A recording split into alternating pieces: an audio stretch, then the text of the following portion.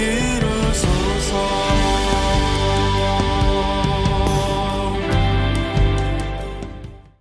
무형의 교회에서 유형의 교회로 오늘의 묵상입니다. 오늘도 말씀과 기도로 하루를 시작하고 마무리하는 그리스도인이 됩시다. 오늘은 창세기 12장 1절 말씀을 묵상하겠습니다. 성경 말씀을 보겠습니다. 여호와께서 아브람에게 이르시되 너는 너희의 고향과 친척과 아버지의 집을 떠나 내가 내게 보여줄 땅으로 가라. 오늘 말씀은 우리가 믿음의 조상이라고 알고 있는 아브람에 대해 묵상하겠습니다. 저는 오늘 말씀을 묵상하면서 믿음을 묵상하기 전에 하나님이 아브람을 찾아오셔서 부르신 장면을 묵상하게 되었습니다. 오늘 말씀에서는 여호와께서 아브람에게 이르시되 라는 말로 말씀이 시작이 됩니다. 창세기 12장까지 오면서 하나님께서 사람에게 이르신 것은 노아 이후에 아브람이 두 번째입니다. 노아 때에도 여호와께서 노아에게 이르시되 라고 말씀하셨습니다. 이 말의 의미는 공통적으로 두 가지 정도로 볼 수 있습니다. 첫 번째는 역사의 전면에서 활동하는 자는 인간 아브람이지만 그 배후에는 여호와의 역사하심이 있음을 보여주는 것입니다. 두 번째는 하나님의 역사가 주로 말씀을 통해서 이루어짐을 보여줍니다. 하나님께서는 오늘날에도 우리 크리스찬들을 찾아와 부르실 때 말씀인 성경을 통하여 부르십니다. 여러분은 어떻게 하나님을 믿게 되었습니까? 여러분은 언제 하나님이 믿어지게 되었습니까? 우리가 모태 신앙인이었다고 내가 그냥 하나님을 믿게 된 것이 아닙니다. 우리 부모님이 먼저 예수님을 믿었다고 내가 그냥 하나님을 믿게 된 것이 아닙니다. 하나님께서는 우리 각자에게 동일하게 다가오셔서 직접 우리를 부르신 것입니다. 이 말씀을 나누는 저나 이 말씀을 듣고 있는 여러분이나 동일하게 말씀을 통해서 어느 순간 하나님과의 영적인 교제가 이루어졌기 때문에 우리가 예수를 믿게 된 것입니다. 하나님과 영적인 교제, 다시 말하면 우리가 새롭게 다시 태어나는 거듭남의 시작은 말씀이 우리 영혼에 들리기 시작한 때부터 되었다는 것입니다. 이 얼마나 큰 은혜이며 기가 막힌 사건입니까? 창조주 하나님께서 작은 인간인 우리 개개인에게 친히 찾아오셔서 부르셨던 것입니다. 그러니까 저와 여러분은 하나님을 믿고 있고 하나님의 자녀가 되었다는 이 은혜를 결코 쉽게 여기지 마십시오. 그리고 직장과 학교와 가정에서도 크리스찬이라는 것에 대해 절대 부끄러워하지 마십시오. 여러분이 하나님의 자녀가 된 것은 하나님의 예정된 기나긴 계획과 은혜가 그대로 이루어진 사건이기 때문입니다. 우리가 하나님께 부르심을 받고 하나님의 자녀가 된 기준은 무엇이었을까요? 아브라함은 하나님께 부르심을 받을 때 너의 고향과 친척과 아버지의 집을 떠나라고 말씀하셨습니다. 하나님께서 아브라함을 부르셨을 때 그리고 우리를 부르셨을 때 기준은 환경과 외모로 취하지 않으셨다는 것입니다. 우리가 어느 나라에서 태어나고 어느 지역에서 태어났는가가 중요하지 않습니다. 서울이면 어떻고 시골이면 어떻습니까? 하나님은 나라와 지역을 가리지 않으십니다. 또한 우리 가문의 내력도 보시지 않았습니다. 우리 가문과 친척들 중에서 훌륭한 사람이 있던지 없던지 상관없이 우리를 부르셨습니다. 부잣집에서 자랐으면 어떻고 가난한 집에서 태어났으면 어떻습니까? 모두가 부러워하는 사자 가문에서 태어나면 어떻고 변변치 않은 가문에서 태어나면 어떻습니까? 하나님께서 부르시는 것은 우리의 가문을 절대 보시지 않으셨습니다. 마지막으로 하나님은 내 가정이 어떤 집안인가도 보시지 않았습니다. 무당의 집안에서도 불교 집안에서도 이슬람 집안에서도 무신론 집안에서도 이혼 가정에서도 결혼 가정에서도 심지어는 동성애자나 트랜스젠더 같이 아픔을 가졌던 자들도 하나님은 하나님의 자녀로 부르셨습니다. 왜 하나님은 우리의 이런 환경을 보시지 않고 이런 환경을 다 내려놓고 하나님께로 부르셨을까요? 그것은 하나님은 모든 것을 아시고 모든 것을 하실 수 있는 전지전능한 하나님이시기 때문입니다. 하나님을 만나면 과거에 어떤 삶을 살았든지 우리 삶은 새로운 삶으로 변화되기 시작합니다. 하나님의 부르심을 받은 아브라함에게 어떤 복의 약속을 주셨습니까? 창세기 12장 2절 보면 내가 너로 큰 민족을 이루게 하겠다고 약속하셨습니다. 우리가 잘 아는 바와 같이 아브라함은 75세가 되었어도 자식이 없었습니다. 부인 사라가 아이를 낳지 못하는 여인이었습니다. 하나님께서는 이런 환경을 살고 있는 아브라함에게 말도 안 되고 믿기 힘든 복의 약속을 해주신 것입니다. 하나님이 아브라함에게 왜 이런 약속을 하실까요? 하나님은 모든 것이 가능한 전지전능한 하나님이시기 때문입니다. 오늘도 이 말씀을 묵상하시는 저와 여러분에게도 동일한 말씀을 하실 것입니다. 하나님은 지금도 우리를 하나님의 계획 속으로 부르십니다. 내 환경, 내 스펙, 내 연약함, 내 아픔, 내 고민들을 다 아시면서도 우리를 부르셨습니다. 그리고 하나님만 바라보라고 말씀하십니다.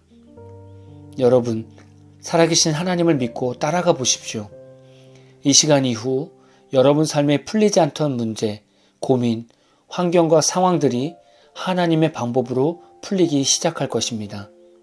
오늘의 말씀이 저와 여러분이 그동안 하나님을 믿었던 신앙을 다시 돌아보며 살아계신 하나님께로 우리의 마음과 생각이 다시 돌아가고 새 소망을 얻는 말씀이 되시기를 진심으로 기원합니다. 오늘 마무리 찬양은 We Love의 나를 부르신 주라는 찬양입니다. 찬양 후에는 잔잔한 연주곡이 있습니다. 말씀을 생각하시면서 기도하는 시간을 가져보십시오.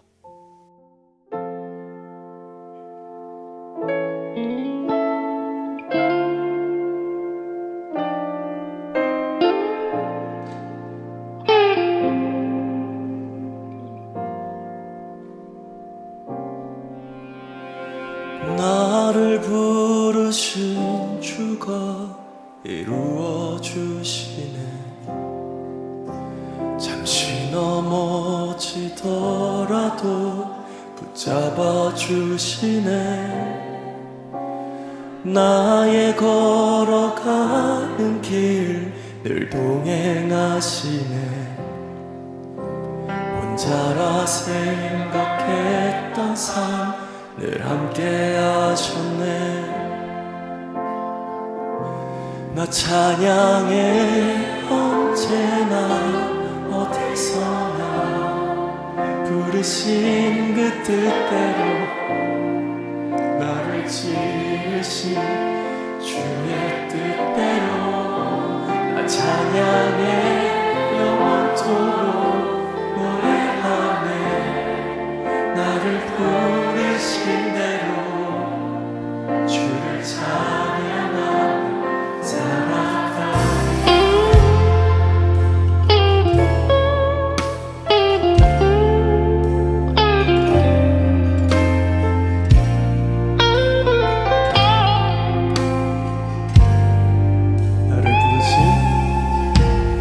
나를 부르신 주가 이루어 주시네. 잠시 넘어지더라도 붙잡아 주시네. 나의 걸어가는 길 늘 동행하시네.